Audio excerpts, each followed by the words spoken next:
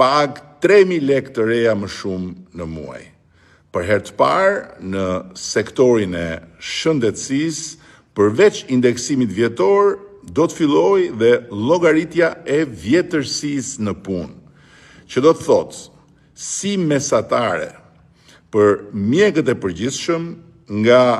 131.700 lekë në 143.500 lekë të reja në muaj, për mjekët në spitale nga 174.000 lekë në 186.000 lekë të reja në muaj, për infermierët nga 87.000 lekë në 92.500 lekë në muaj. Po ashtu, edhe për punonjësit e policisë së shtetit,